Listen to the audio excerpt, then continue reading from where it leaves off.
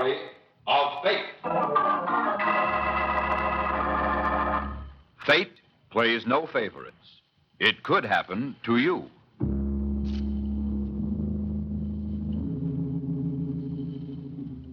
Book 78, page 301.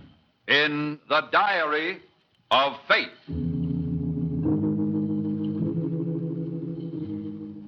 Yes, here it is. The name, Sheila Dawson, wife of a millionaire. A comfortable position for a woman who is young, attractive, intelligent. But it is not exactly your idea of a happy life, is it, Sheila? Yes, you love your husband's riches, but you don't love your husband. And you have just made a decision. You want your husband to die. Before long, you will learn the unavoidable consequences of your decision as I, Fate, help you make it. As this woman, Sheila Dawson, moves through life, you may think me unfair. But fate is not cruel, not unmindful of human rights. When I have written, I will read from her record in The Diary of Fate. I hope you'll understand.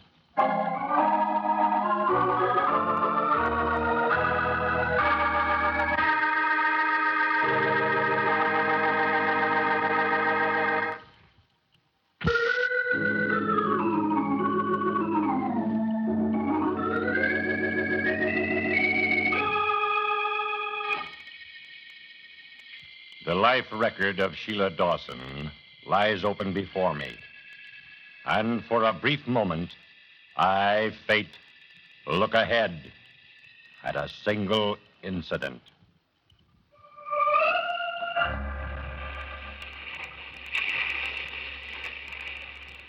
Todd, listen to me. I'm sorry, Todd. It was Sheila. Yes, that's it.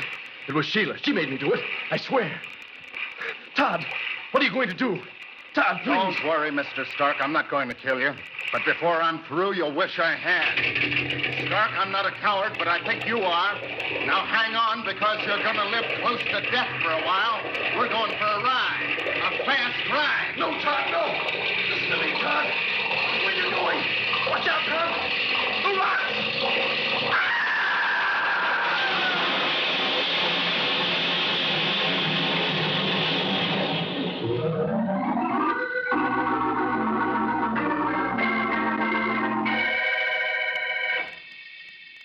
Yes, in the working out of Sheila Dawson's life, a wild boat ride, and then death. But in the last analysis, it was an ordinary, seemingly inconsequential thing that determined the inevitable outcome.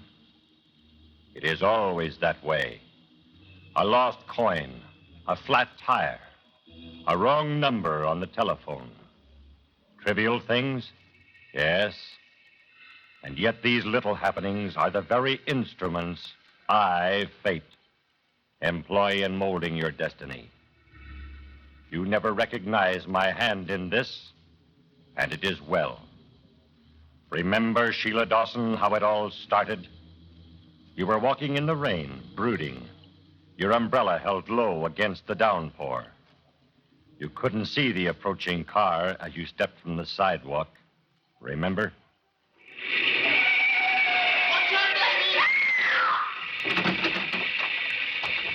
Good heavens. I didn't see a thing until you were right on top of me. Are you all right? Yes, I'm all right, I guess. But that's no credit to you.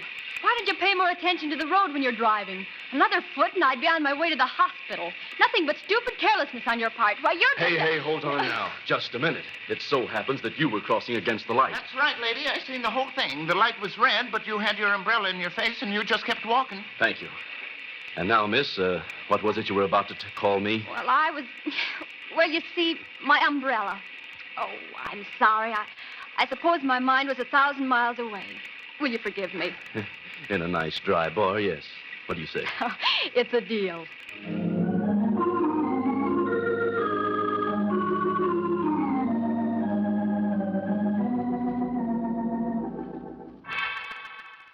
A lowered umbrella.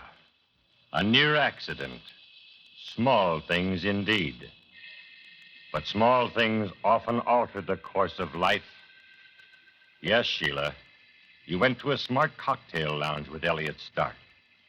After all, Elliot was young, handsome, single, and refreshingly witty. Besides, he paid no more attention to your wedding ring than you did. There were more bars after that, and the races, and long drives into the country. Before you knew it, summer had arrived, and it was time for you and your very rich and very dull husband to go to Northport. But you didn't welcome the idea of a vacation with your husband, did you, Sheila? You were in love with Elliot Stark. So you saw to it that Elliot had enough money to take a trip, too. A trip to Northport. Now you were happy, Sheila. Happy until the night weeks later when you and Elliot sat in your parked car miles from the yacht colony and talked. Another lovely evening, Elliot. Oh, darling, haven't these been 2 wonderful weeks? Huh? Why, I'm sorry, Sheila. I didn't hear what you said. Sweetheart, what's wrong? You've been this way all evening. What is it? Please tell me. It's us, Sheila. You and me. What? What are you saying, Elliot? You haven't stopped loving me. Of course not. Oh, Elliot, even the thought of being without you is more than I can stand. Sheila, we can't go on. You're married to a speed-crazed millionaire who has nothing to do but spend money on stupid racing boats. And I've got you, Elliot. That means everything. Not quite. I don't understand. I'll be frank, Sheila, and brief. I don't intend to spend the rest of my days as a hanger-on, as a, second fiddle. I might as well be frank, dear. I want 2 things. Wealth and you. There's no compromise. Do you understand, Sheila? No compromise. Yes, of course I understand. I must never lose you. No matter what happens. There must always be the 2 of us, Elliot. Do you want to guarantee that? Do you want to be certain? Well, of course, darling. But what can I do? Divorce Todd. That's our only hope. A divorce. And a handsome settlement. So we can be comfortable.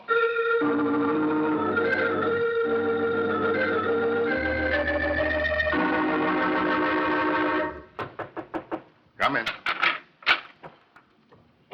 Good evening, Todd. Oh, hello, Sheila. Want something? Oh, nothing in particular. Just thought I'd look in on you. We don't seem to find much time for one another lately. Well, Sheila, I think I've got the solution. I'm almost sure of it. You have? Yeah. You see, I long suspected that the new design of the bowline on the Lightning is producing a drag. Oh, Todd, for heaven's sake. Can't you talk about anything else? Drag, speed, engines, blueprints. I'm fed up with talk of boats and racing. Doesn't anything else count in your life? Please, Sheila, we've been over this before. Once you said you understood. I thought I did. But now I realize that I don't. Sheila, being a millionaire, I'm spared the obstacles that most men face. I don't worry about a job, money, the future. None of the ordinary problems are mine. Yes, I know the rest. You sublimate man's normal instinct for work and success by deliberately setting obstacles in your own path. You tell yourself that a speed record exists and Todd Dawson is a failure until he breaks it. First it was airplanes, then auto racing, and now boats. Exactly. And since we both understand my attitude, further discussion's unnecessary. Not as far as I'm concerned. Todd, I can't take any more of this. I want a divorce. In that case, there's one other thing you must understand. The day I met you, I fell in love with you. You became another objective for me. I set out to win you with the same determination I set out to do anything. Hail the conquering hero. You won me the way you did a loving cup at the Indianapolis Speed Classic or a bronze trophy at the air races. Is that it? Yes, Sheila, I won. And what I win, I don't intend to lose. I can get a divorce without your consent. Yes, you can. But if you do, my dear, remember that when you're free, you might be penniless. In fact, I'll see to it that you are. Now do you see what I mean, Sheila Dawson? Less than a month ago, a near accident. A meeting you called coincidence. Yes, fate brought this about. It was all part of the plan. But now you've made up your mind. You love Elliot Stark, and nothing else matters. Not even your love of money. So you see, Elliot, penniless or not, I'll get my divorce. That's all there is to it. My mind's made up. But mine isn't, Sheila.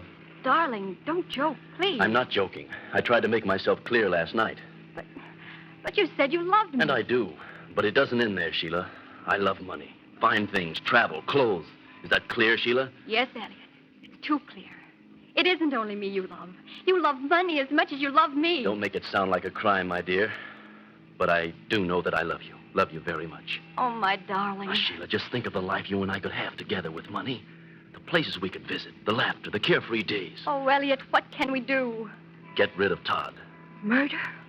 Oh, no. No, Elliot, we couldn't do that. Of course we couldn't, but we could plan an accident.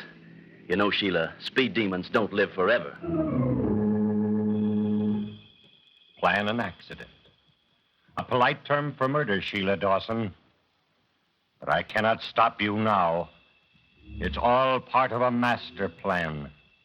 Yes, Sheila, even as you talk to your husband, soothe him. Lay the groundwork. Your future is already irrevocably ordained. I'm sorry about last night, darling. I suppose it's just a matter of my being jealous of the attention you pay to your boat. Will you forgive me? No, forget it. You didn't know what you were saying. By the way, I was working on the boat today when I ran into an interesting fellow. Anybody I know? A chap named Elliot Stark. He's, Elliot Stark.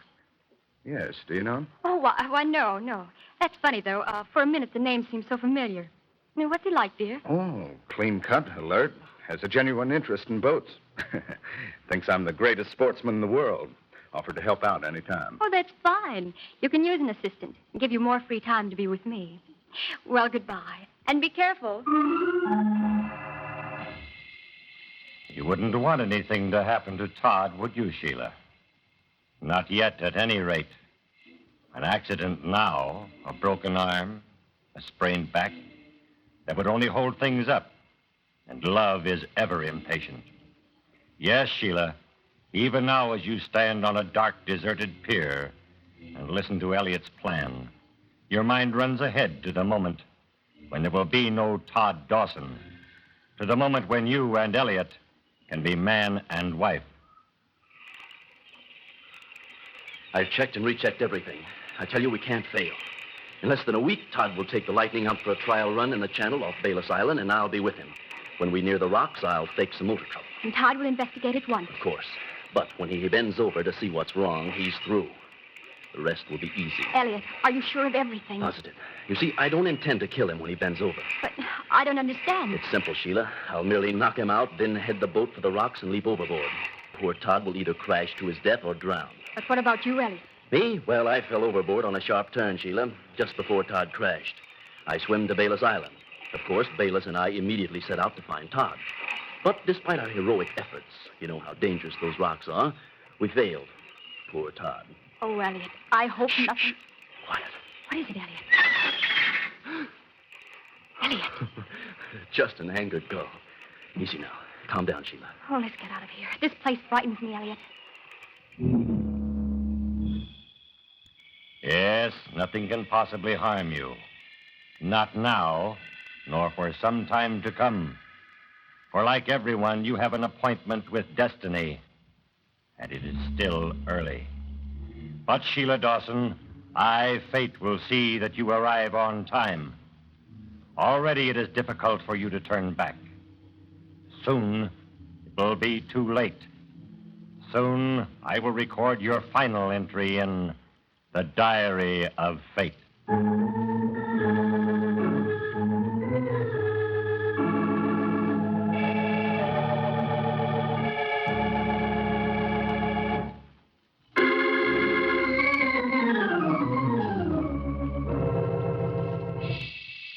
Yes, Sheila, the plan is a good one, and Elliot is subtle in the execution of it. You are not surprised as you pilot Todd's old boat across the bay to see your husband and your beloved Elliot approaching in the sleek Lightning. Ahoy, Sheila! Hello there. Cut your motor. We'll come alongside. All right, Todd. Well, this is a pleasant surprise. I told you my love of boats was contagious. Oh, this is Mr. Stark, dear. Elliot, this is my wife. How do you do? Hello, Mr. Stark. Todd has often talked of you in the past week. I'm glad he's found someone who shares his enthusiasm for boats. Oh, I think it's a lot of sport. Oh, by the way, Sheila, have you seen my racing jacket? You know, the one with the jagged streak of lightning down the back? Who doesn't know it? It's practically your trademark. It's right here. Catch. Thanks. Say, what's that? It's over there on the island. Looks like a fire.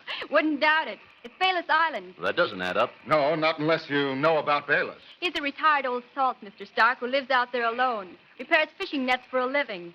And believe me, he's as absent-minded and preoccupied as can be. Sheila's not exaggerating. They say the old fellow just lights campfires to cook and then wanders off intent on something else. I've heard he's already built and burned 3 shacks to the ground. Once it was a carelessly tossed cigar butt, another time a kerosene stove. But he adds character to the place, so nobody does anything about it. Well, we've got to go now, Sheila. I'm anxious to see what the lightning can do on the straightaway. We're really going to open her up today. Goodbye, dear. Goodbye, Mrs. Dawson. I'm glad we met. Thank you, Mr. Stark. I hope I see more of you. Of course you do, Sheila. After all, that's the purpose of this accident. Todd's wealth and Elliot's love. You couldn't ask for a better combination, could you? But as the days go by, you become impatient and anxious and finally worried. On the afternoon of the scheduled accident, you pace your room nervously, lighting one cigarette after another. For at that very moment, you know Todd and Elliot are ready to leave the dock for the run off Bayless Island. Well, Elliot, today's the day. In a little while, we'll know whether things have been planned correctly or not. There's no doubt in my mind, Todd. I'm sure everything will go off all right. I wish I had your confidence. Oh, it's getting choppier by the minute out there. Let's shove off. All set here.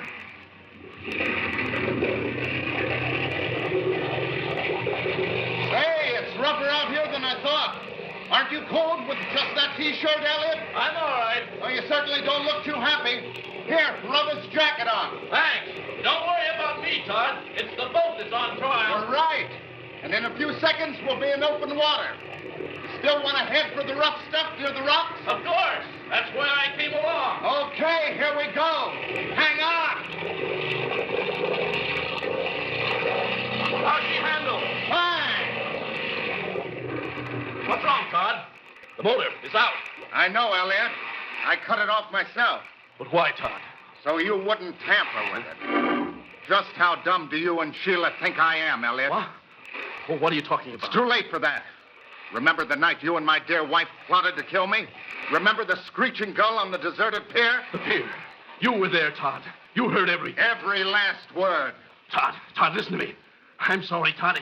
It was Sheila. Yes, that's it. It was Sheila. She made me do it, Todd. Todd, what are you going to do? Todd, please. Don't worry, Mr. Stark. I'm not going to kill you. But before I'm through, you're going to wish I had. Stark, I'm not a coward, but I think you are. Now hang on, because you're going to live close to death for a while. We're going for a ride. A fast ride. No, Todd. No, listen to me, Todd. Todd, look out where you're going. Watch out, Todd. The rock.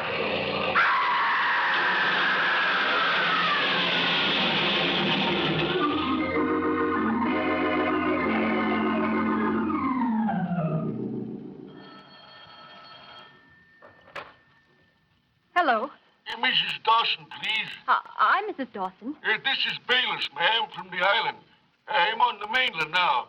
I just got here. What is it, Bayless? What's wrong? There's been a terrible accident, Mrs. Dawson. Oh, no. Not the boat. Yes, ma'am, the boat. The lightning crashed on the rocks just off my place. My husband. He's dead. I know it. He's dead. Now, easy there, Miss Dawson, easy. Don't go jumping to no conclusions. Your husband's all right.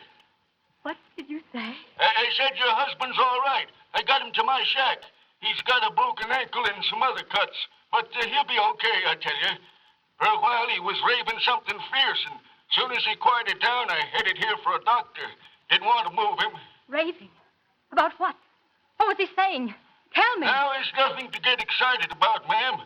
Just kept talking about Sheila and motor trouble in the crash. Motor trouble. Me. Bailiffs, tell me one thing. What happened to the other man? Oh, he drowned, Mrs. Dawson. Oh, no. No. Something went wrong, didn't it, Sheila? Your plan collapsed. But you haven't given up. Hurriedly, a new scheme forms. It takes shape. You tell Bayless to bring a doctor with him back to the island. Then you rush with every bit of speed to the pier where Todd's old boat is kept. In less than half an hour, you're on the island and at the shack. Now you have time. Bayless will be at least another 20 minutes in his ancient outboard. Yes, Sheila, you can choose between good and evil for the last time. You can help your husband and take your chances with him. Or, Sheila, you can forever silence him and be free and rich. But as you walk into the shack and stare at his back, the jagged streak of lightning on his jacket sends a final surge of hate through you. Your mind is made up. Then you move. The kerosene lamp, of course. Bayless and his absent-mindedness. It would be just another accidental fire. You enter the room slowly.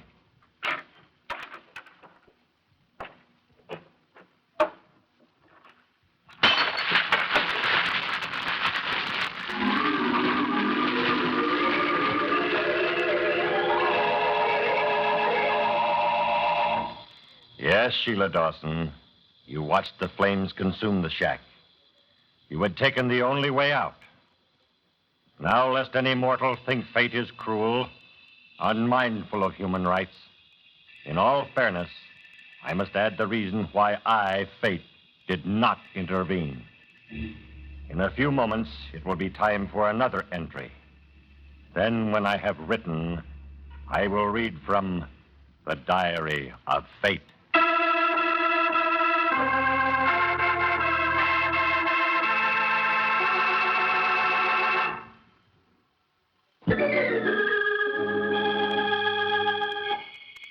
Yes, Sheila. Even as you ran from the blazing shack that was soon to be a funeral pyre, you were running to keep your appointment with destiny. When you arrived home and waited impatiently for the official news of your husband's death, the hourglass was almost empty. But you played your part well. You were the bereaved wife, indeed. You even forgave the absent-minded Bayless who thought he was responsible for the horrible fire. And the next morning, you were bravely dry-eyed as you rode with the police inspector toward the beach. Yes, Sheila, you played your part well. I'm sorry to have to ask this of you, Mrs. Dawson, but Elliot Stark's body was washed up on the beach this morning. And to our knowledge, the only people that knew him was you and the late Mr. Dawson. Body's got to be identified, you know. Of course. I realize your position, Inspector. Yeah, thanks. Well, here we are now. It'll only take a minute. Over here this way, Mrs. Dawson. Turn down that sheet, Colpack, will you? Now, Mrs. Dawson, do you recognize this man as Elliot Stark? No! No, it can't be! It's Todd! My husband! I killed Elliot! It was Elliot I burned! Do you understand? Elliot! Elliot!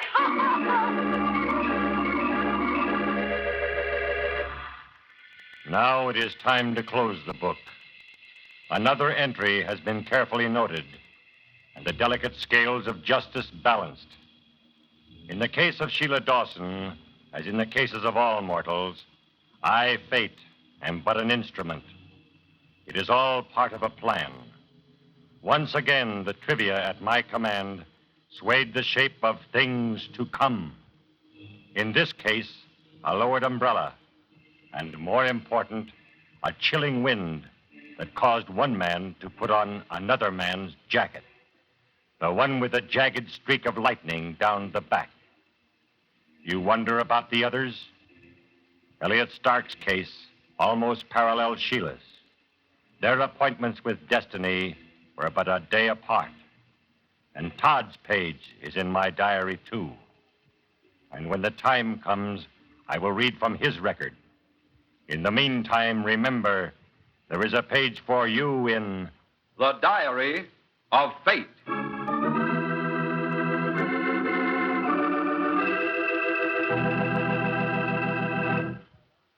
Produced by Larry Finley, Diary of Fate is a Finley transcription brought to you from Hollywood.